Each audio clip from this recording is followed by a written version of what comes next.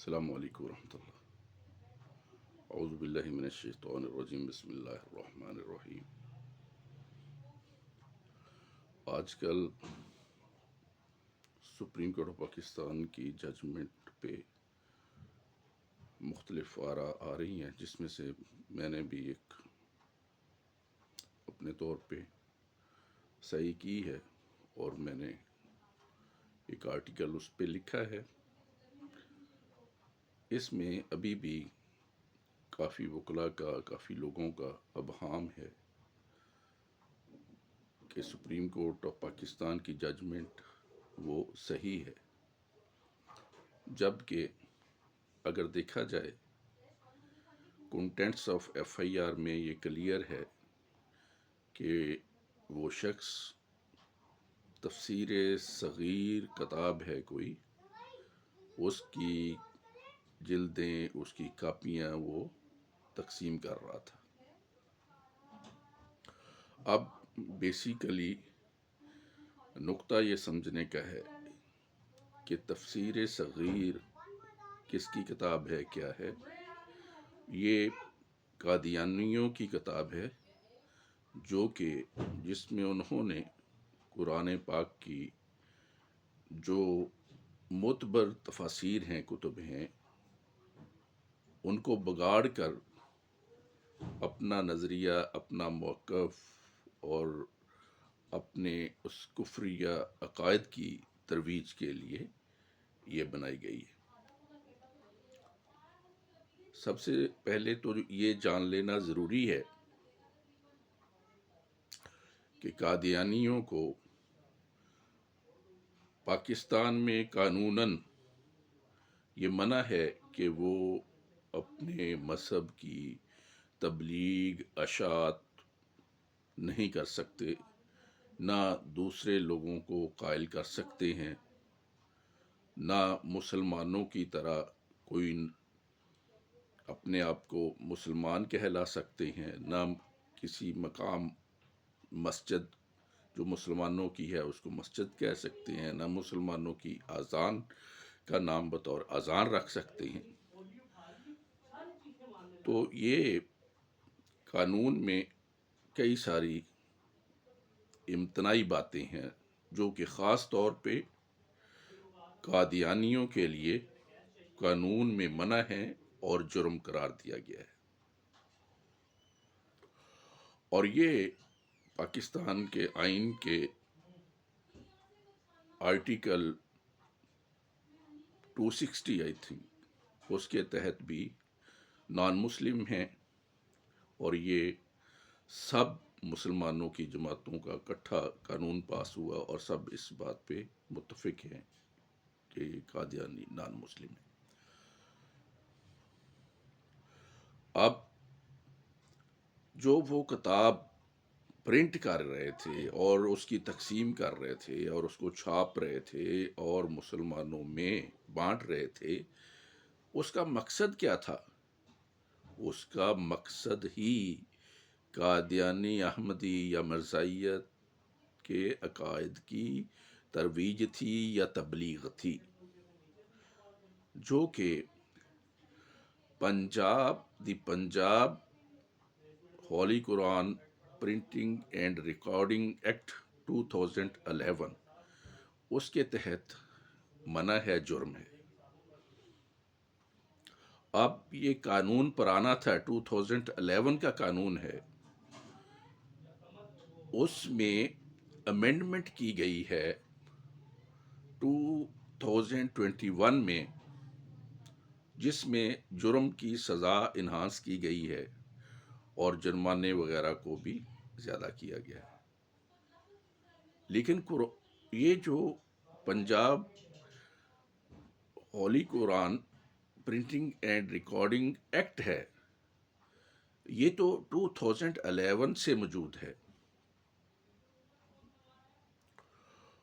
اور اس کے علاوہ 295 پی اور 298 سی جو دفعات لگائی گئی ہیں ایف آئی آر میں، وہ بھی قابل جرم ہے، ان کے تحت بھی یہ جرم اٹریکٹ ہوتا ہے۔ بہرحال بیل دینا کیونکہ کورٹ کی ڈسکریشنی ہوتی ہے، حالات کو سرکمسٹانسز کو دیکھ کے دینا، یا ٹیکنیکلی اس پہ تو میں کوئی بات نہیں کرنا چاہتا۔ میں بات یہ کرنا چاہتا ہوں کہ بہت سارے پڑھے لکھے لوگ یہ مغالطے میں ہیں کہ سپریم کورٹ آف پاکستان میں تو کہیں ان کو چھوٹ نہیں دی ہے، جبکہ سپریم کورٹ آف پاکستان کی ججمنٹ جس میں انہوں نے یہ آرٹیکل کا حوالہ دیا ہے کہ ہر مذہب کو اپنی تبلیغ کی آزادی ہے، وہاں پہ انہوں نے جو انیشل ورڈنگ ہے اس آرٹیکل کی، subject to law and public morality, یہ ججمنٹ میں نہیں لکھا ہے۔ ڈائریکٹلی آپ اگر ججمنٹ کو ملاحظہ فرمائیں تو اس آرٹیکل کی ابتدا ہی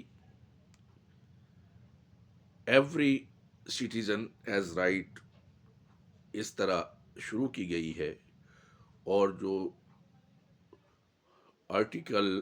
20 اور 22 کا حوالہ دیا گیا ہے وہ بھی سبجیکٹ ٹو لا ہے، اور اس میں بھی سبجیکٹ ٹو لا کا ورڈ نہیں لکھا گیا۔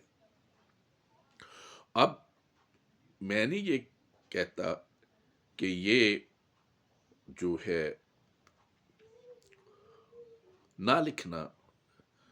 یہ ارادتاً ہوا ہے یا سہون ہوا ہے، لیکن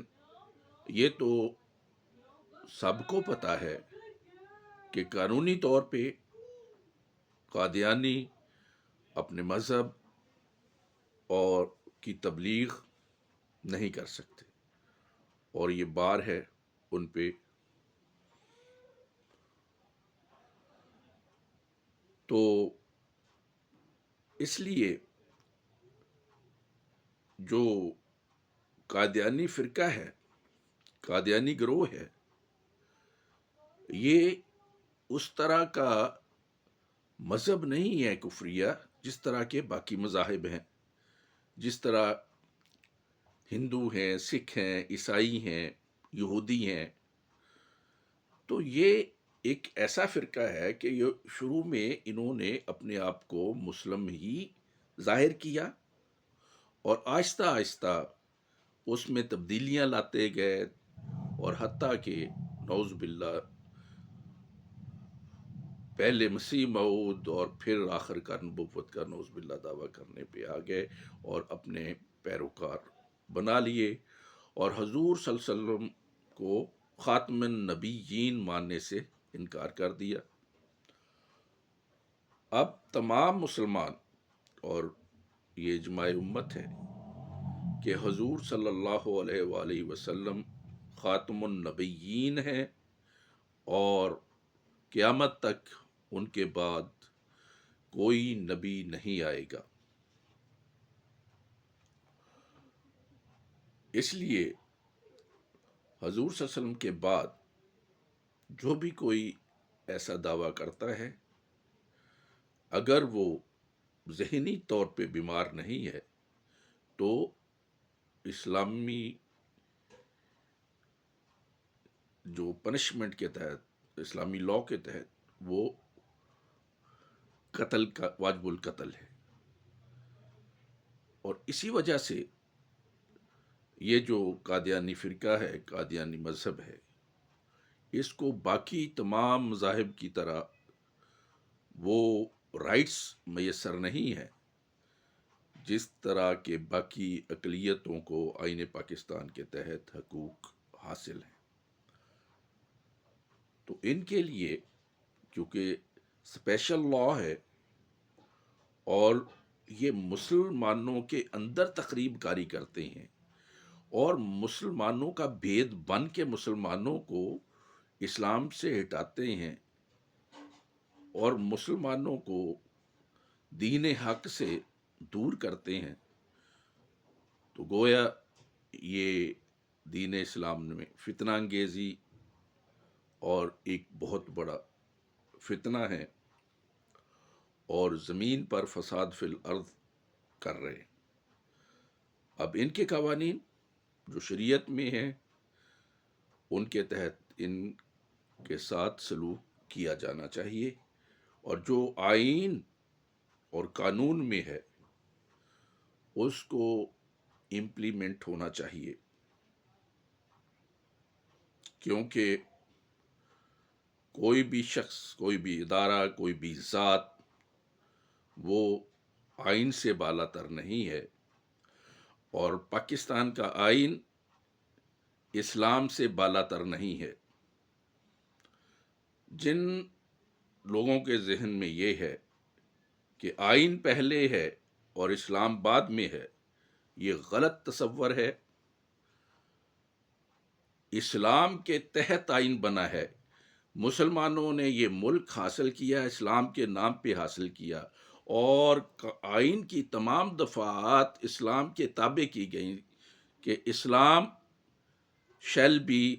دی اسٹیٹ ریلیجن، اور یہ آئین میں لکھا گیا کہ no law shall be implemented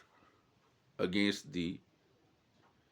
injunctions of Islam, اور پاکستان میں قرآن اور سنت کے منافی کوئی بھی قانون نہیں بنے گا۔ تو اس لیے ہمارے آئین میں سپریم چیز اسلام ہے، دی کمانڈمنٹس آف اللہ آلمائٹی ہیں،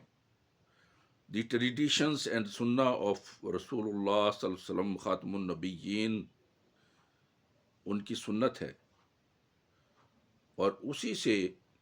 دین اسلام کے اصول وضع ہوتے ہیں۔ اس لیے ہمیں اس چیز پہ واضح طور پہ اپنا ایمان قائم رکھنا چاہیے کہ رسول اللہ صلی اللہ علیہ وآلہ وسلم کے بعد دنیا میں قیامت تک کوئی نبی، کوئی رسول، کوئی پیغمبر نہیں آئے گا، اور حضرت محمد صلی اللہ علیہ وسلم ہی آخری نبی ہیں۔ میں یہ سمجھتا ہوں کہ سپریم کورٹ آف پاکستان کو یہ اختیار حاصل ہے کہ وہ اپنے فیصلے کی تصحیح فرمائیں، کیونکہ اگر دیکھا جائے تو اس میں سے راستہ نکلتا ہے، اوور آل ججمنٹ سے یہ ایک تصور پیدا ہوتا ہے کہ سپریم کورٹ آف پاکستان نے قادیانی کو مذہب کے پرچار کی کھلی چھٹی دے دی ہے، اور اس چیز کی اجازت دے دی ہے کہ وہ جو چاہیں پرنٹ کریں، تبلیغ کریں اور اپنے عقائد کا پرچار کریں۔ وما علینا الا البلاغ۔ اللہم صلی علی سیدنا و مولانا محمد وعلی آل سیدنا و مولانا محمد وبارک وسلم۔ صلی علیہ